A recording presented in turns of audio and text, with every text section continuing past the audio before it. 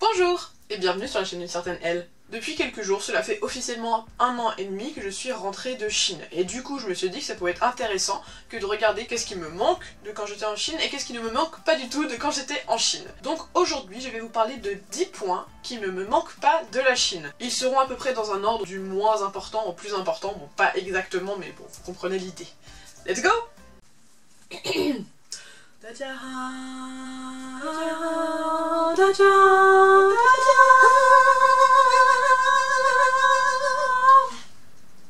Numéro 1, les appartements chinois. Alors qu'est-ce que je veux dire par là? C'est pas les appartements chinois tout court qui me manquent pas, c'est plutôt le fait que clairement l'appartement où j'étais, on était au 16e étage d'une très grande tour, et à chaque fois que je réfléchissais à s'il y a un feu, qu'est-ce qu'on fait? La seule solution c'était de mourir. Donc je dois vous avouer qu'en termes de sécurité des personnes qui vivent dans les appartements, c'est pas toujours au top niveau en Chine. Alors bien sûr les immeubles tiennent debout, hein. Je vais pas non plus vous dire que c'est tellement cheap que ça tombe. Mais le fait est que souvent ils privilégient la rapidité à la qualité, en tout cas de ce que moi j'ai vu de chez mes amis tout ça. Et du coup c'est vrai qu'on sent pas forcément toujours en pleine sécurité. La deuxième chose qui ne me manque pas vraiment, c'est le cinéma chinois. Alors comme je vous l'expliquais dans la vidéo sur le cinéma que vous pouvez voir dans le petit i juste en haut, ce n'est pas vraiment les salles de cinéma qui me manquent pas parce que c'était tout à fait correct. Ce qui ne me manque pas, c'est le fait que seulement une trentaine de films américains sont autorisés à être diffusés par an. Donc c'était très frustrant parce que du coup il y a plein de films que je voulais voir au cinéma qui ne sont pas sortis tout bêtement en Chine. Entre autres par exemple Deadpool 2 que j'ai complètement loupé puisque étonnamment il n'est pas sorti en Chine. La troisième chose qui ne me manque pas, c'est le prix des produits français en Chine. Alors je vous dis ça parce que quand on est en France, je pense qu'on peut tous être d'accord, la plupart des produits chinois sont peu chers. C'est aussi pour ça qu'on va beaucoup dans les restaurants asiatiques, c'est parce que généralement c'est beaucoup moins cher que ce qu'on mange dans les restaurants français. En Chine, manger chinois est pas cher, mais manger français, alors là vous montez à des prix, c'est-à-dire que ça reste à des prix corrects par rapport à la France, c'est-à-dire que voilà, vous allez payer 15-20 €, sauf que par rapport à un repas chinois qui vous coûte 5-10 €, vous sentez quand même passer la différence. Hein. En ce qui concerne les produits français, c'est pareil, dans plusieurs magasins, dont entre Carrefour ou d'autres magasins un peu internationaux, vous aurez la possibilité de trouver des produits français. Tous ces produits-là vont être beaucoup plus chers. Et si vous avez la chance de trouver du fromage, parce qu'il y a plusieurs endroits où vous pouvez en fait acheter du fromage français, que ce soit par application ou dans des fêtes, un peu des festivals, le fromage français va coûter très cher. La quatrième chose qui ne me manque pas de la Chine, c'est le fait qu'il est très difficile de trouver des produits bio. Alors ce point est avant tout pour ceux qui sont des étudiants, parce qu'en fait en tant qu'expat vous aurez l'argent de vous payer du bio, parce qu'en fait j'en avais trouvé, j'ai trouvé une application qui vendait du bio, mais dans les magasins vous aurez vraiment pas de bio à portée de main, et le bio en Chine est vraiment beaucoup plus cher. Et surtout un point... Bon, c'est pas exactement le même point, mais ça va un peu dans la même logique. Parce que comme les produits ne sont pas bio, et qu'en plus les agriculteurs ne les font pas toujours pousser avec le moins de pesticides possible, un autre problème c'est que pas mal de produits chinois n'ont pas de goût. Alors je parle avant tout du bœuf et des tomates. Alors bon, on est d'accord, en France il y a plein de variétés de tomates, et en Chine ou en tout cas à Shanghai je n'en ai vu qu'un seul type, et c'était une espèce de tomate rose qui n'avait pas de goût du tout, que ce soit en hiver ou en été. Donc c'était un petit peu... autant en hiver je comprends, et d'ailleurs c'est pas bien d'acheter des tomates en hiver, n'en achetez pas, voilà, c'était le petit mot écolo du jour. Mais en été, s'il vous plaît des tomates, je veux des tomates avec du goût pour faire mes salades de tomates. L'autre problème c'était le bœuf, il y avait un petit boucher à côté de chez moi, donc c'était vraiment du bœuf à peu près correct, n'avait pas de goût. Alors, soit c'est effectivement parce que c'est une race particulière, soit c'est parce que, comme en général les Chinois mangent pas vraiment saignant, alors encore moins cru la viande, du coup, comme ils la cuisent vraiment beaucoup, il n'y a pas forcément besoin qu'il y ait autant de goût, si vous voyez ce que je veux dire. Enfin, si vous faites un espèce de foutou avec du bœuf et plein de sauce et que c'est bien mijoté, si le bœuf a pas beaucoup de goût à la base, c'est pas très grave. Alors que si vous faites un steak saignant, que le bœuf n'a pas de goût... Le cinquième point rejoint un peu le quatrième sur la question des aliments, parce qu'il y a un vrai problème je trouve en Chine, mais ça c'est parce que je ne parle pas chinois suffisamment, c'est qu'il est très difficile de savoir l'origine des aliments que nous consommons, bon, des fruits, des légumes, et il est surtout très difficile de savoir ce qu'il y a dedans. Ça une nouvelle fois c'est assez personnel, mais en France avec mes parents on essaie vraiment du coup de manger bio, de manger local, de pas manger d'huile de palme, enfin bon, voilà, de faire un peu un effort sur ce qu'on mange et de faire attention à ce qu'il y a dedans.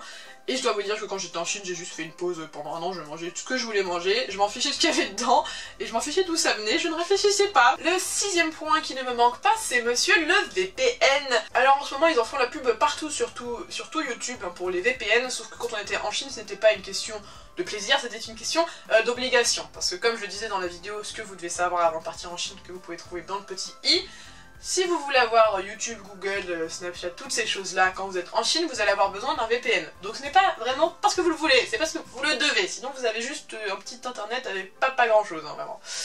Et du coup, le problème de VPN, c'est que parfois il décidait de bugger sans raison. Surtout quand vous êtes en plein milieu d'un film. Et du coup, vous n'avez plus vraiment d'internet. Oui. Voilà, ça sent le vécu, c'est vécu. Le 7e point qui ne me manque pas, c'est de me sentir étranger tout le temps. Le fait est que si vous n'avez pas une tête de chinois, vous ne serez jamais vraiment un chinois. Et c'est quelque chose qui est un peu énervant, surtout sur le long terme. Voilà, si vous passez quelques mois, on s'en fiche.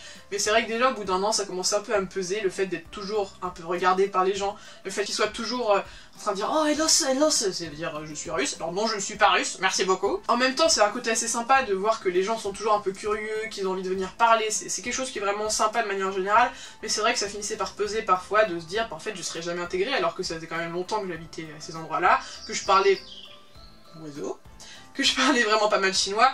Et voilà, c'est juste, bah, on se sent un peu exclu, et c'est vrai que c'est pas forcément toujours facile de s'intégrer. Le 8e point qui ne me manque pas, c'est la notion de respect à la chinoise. Alors, je l'avais aussi un petit peu abordé dans la vidéo, ce que vous devez savoir avant de partir en Chine, mais selon moi, un des plus gros problèmes de la Chine, en tout cas quand on vient de France et qu'on a du coup des notions de respect différentes, c'est l'idée de respecter autrui et de respecter la bulle, si je puis dire, d'autrui. Voilà, je vais vous donner 3 exemples, et vous allez tout de suite comprendre. Exemple numéro 1, dès que vous visitez quelque chose, par exemple, je me souviens très bien, on visitait un tombeau avec une amie, et en gros on voulait juste voir la salle du roi, et les gens arrêtaient pas de pousser dans tous les sens pour regarder. On est en mode, tu peux pas attendre 2 secondes que je regarde et que je me déplace, non, parce que c'était très énervant, ce côté, bah moi d'abord, en gros, voilà, c'est ça clairement. Le deuxième exemple que je peux vous donner, par exemple, c'est pas mal de fois dans les restaurants, dans les trains, il est arrivé que donc des Chinois mettent leur musique ou une vidéo très fort sans écouteurs. À tel point que une fois on était dans le bus avec mes parents et ma mère a passé ses écouteurs à la chinoise à côté parce qu'elle écoutait sa musique trop fort et ça l'a saoulée. C'est juste ce côté envahissement de l'espace personnel qui est très différent de ce qu'on connaît en France. Et le 3e exemple, et pas des moindres, et ça me manque vraiment pas, c'est que les horaires de travail à la chinoise sont complètement démentes par rapport à ce qu'on a en France, surtout dans le bâtiment, parce que les travaux de bâtiment commencent vers 7h30 et finissent vers 23h. Tous les jours, sauf le 1er mai je crois, mais même les autres jours fériés normalement il y a aussi. Ce qui fait qu'en face de chez nous, nous avions un immeuble en cours de construction, et ce qui fait qu'à peu près tous les dimanches, à 7h30 du matin... Qui c'est qui aimait être réveillé à 7h30 du matin un dimanche par les autos de ma papa? Hein? Qui? C'est pas moi, ça c'est... Je veux dire, ça se passerait en France, les gens ils se plaindraient, et du coup ils n'auraient pas le droit de faire ça. Enfin, je veux dire, pourquoi les Chinois ne se plaignent pas? C'est infernal! Le 9e point qui ne me manque pas, vous l'aurez deviné, c'est la pollution chinoise. Alors le fait est qu'on peut très bien survivre, en tout cas à Shanghai. Pékin je ne sais pas, mais en tout cas à Shanghai on peut très bien survivre, enfin, on peut très bien vivre malgré la pollution. C'est vrai que c'est très énervant et c'est en fait surtout très déprimant quand on se réveille et qu'on voit la brume de pollution. Mais le fait est que le corps s'habitue à la pollution, qu'au début ça fait tousser puis au bout d'un moment bah, malheureusement on s'y habitue. Et last but not least, le dernier point qui me manque le moins de la Chine, ou en tout cas de Shanghai, c'est le climat. En hiver il fait 5-10, mais il fait humide, donc c'est un froid pire que le froid parisien, ça vous rentre dans les vêtements, vous voyez comme ça là, c'est horrible. Non vraiment c'est horrible, je peux vous montrer, ça c'est mes parents, quand ils étaient en Chine, dans le métro, en hiver. Et de l'autre côté, en été, l'été durant 5 mois à Shanghai, il fait 35 degrés hyper humide, donc vous balancez de la clim partout, donc super en plus l'écologie, vous balancez de la clim partout, vous transpirez après 2 pas dehors, et c'est juste, c'est horriblement étouffant. Après voilà, j'avais une classmate, enfin une camarade de classe qui venait de la Floride et qui du coup adorait ce temps-là parce qu'elle était habituée. Moi je suis une parisienne de souche dans le terme des climats, ma tête n'aime pas quand il fait trop chaud, vraiment je souffrais en Chine. Franchement ça c'est vraiment quelque chose qui fait aussi que j'ai pas voulu y rester pour vivre, c'est que en tout cas à Shanghai, la température et le climat n'est vraiment pas pour moi. Et voilà, c'est déjà la fin de cette vidéo, j'espère qu'elle vous a plu. Si vous êtes déjà en Chine, ou que vous êtes déjà parti en Chine, est-ce que vous êtes d'accord avec les différents points que j'ai soulevés? Est-ce qu'il y en a d'autres qui vous manquent ou qui ne vous... Est-ce qu'il y en a d'autres qui vous manquent pas surtout? D'ici peu, normalement peut-être la semaine prochaine, devrait arriver ce qui me manque de la Chine, parce qu'il y en a aussi des choses qui me manquent de la Chine. Je vous retrouve la semaine prochaine, vendredi à midi, pour une nouvelle vidéo. Et sur ce... 再见